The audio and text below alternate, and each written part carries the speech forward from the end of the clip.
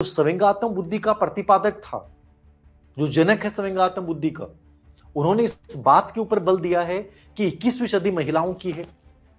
अब आप कहोगे कैसे? 21वीं सदी महिलाओं की कैसे है? 21वीं सदी महिलाओं की है, ये किसने कहा? डेनियल गोलमैन ने कहा। क्यों कहा कि महिलाओं की 21वीं सदी है? लिंग का प्रभाव पड़ रहा है। महिलाओं की 21वीं सदी है। ये 21वीं सदी महिलाओं की क्यों है? क्यों बोला डेनियल गोलमैन ने कि 21वीं सदी महिलाओं की है? बहुत बड़ा लॉजिक है। सविंगात्मक बुद्धि महिलाओं में ज्यादा पाई जाती है। हम इस चीज को समझ नहीं रहे हैं। आज आप हर जगह देख रहे हैं, राजनीति में महिलाएं बहुत सक्सेस हो रही हैं, प्रशासन में महिलाएं बहुत सक्सेसफुल हो रही हैं, उद्योग इंडस्ट्री में महिलाएं बहुत सक्सेसफुल हो रही हैं, लड़कियां बहुत टॉप कर रही हैं। समझ रहे हैं आप इसके पीछे का? आप कह दो कि पहले क्यों नहीं हुआ? फिर पहले कहां गई थी? एक चीज समझिएगा, जिस चीज में सर्जन की शक्ति होती है ना, वो दुनिया की सबसे शक्तिशाली होता है। और महिला में सर्जन यानी जन्म देने की शक्ति है, और जिसमें जन्म देने की शक्ति होती है, दुनिया में उससे ताकतवर कोई नहीं हो सकता। उससे ताकतवर कोई नहीं हो सकता। ये एक माहौल समाज में जो बनाया गया, उसके पीछे जरूरी था कि एक बैलेंस बनाया जाए कि महिला को हमने अबला कहा, महिला को हमने कमजोर कहा, महिला को हमने नाजुक कहा। ये जो शब्द बोले आपने, नाजुक, अबला, अरे कमजोर है, वो मर्द है, वो कर लेगा, उठा लेगा, महिला तेरे से नहीं हो पाएगा। हकीकत तो आप जानते नहीं है। एक महिला 25 बच्चों को जन्म देने के बाद भी पुरुष से अधिक जीती है। एक बच्चा पैदा होता है, आप सोचिए कितनी ताकत, पूरी शक्ति खत्म हो जाती है, फिर भी ज्यादा जीती है। एक महिला पूरा जीवन प्रतीक्षा करते हुए बिता सकती है, पुरुष नहीं बिता सकता। एक महिला विधवा होकर जीवन जिता सकती है, पुरुष विधुर होकर जीवन नहीं बिता सकता।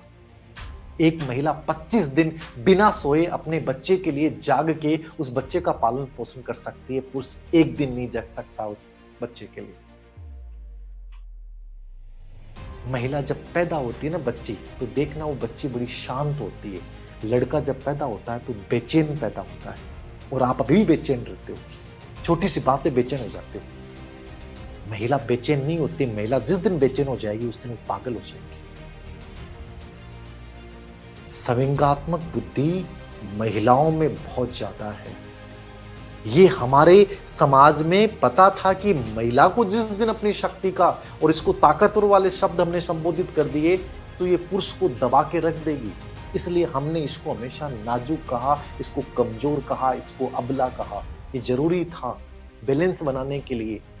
जबकि तुम्हारे पुरुष से ज्यादा शक्तिशाली कोई है तो वो महिला है, क्योंकि उसमें सविंगात्मक बुद्धि है, उसमें सेल्फ मोटिवेशन है, उसमें सेल्फ कंट्रोल है, उसमें सेल्फ नॉलेज है, उसमें सोशल स्किल है, उसमें समानुभूति है। पांचों जो सविंगात्मक बुद्धि के आपके मूल पॉइंट हैं, वो पांचों महिलाओं में भरे पड़े हैं। जिसमें सर्जन वो दुनिया का सबसे शक्तिशाली है। लेकिन हमने माहौल अलग बनाया कि पुरुष बहुत शक्तिशाली है, जबकि रियल में पुरुष शक्तिशाली नहीं है, पुरुष महिला की अपेक्षा कमजोर है।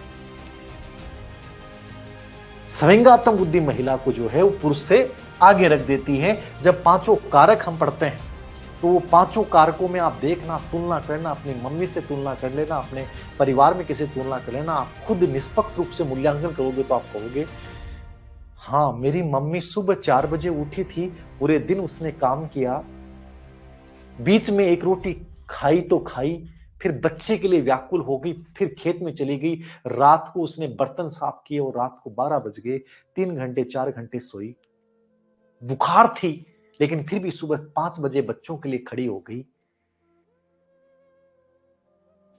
भयंकर बीमार है मां, फिर भी खड़ी हो जाती है। ये महिला की ताकत है, महिला की शक्ति है, जो हम समझ नहीं पाएंगे कभी।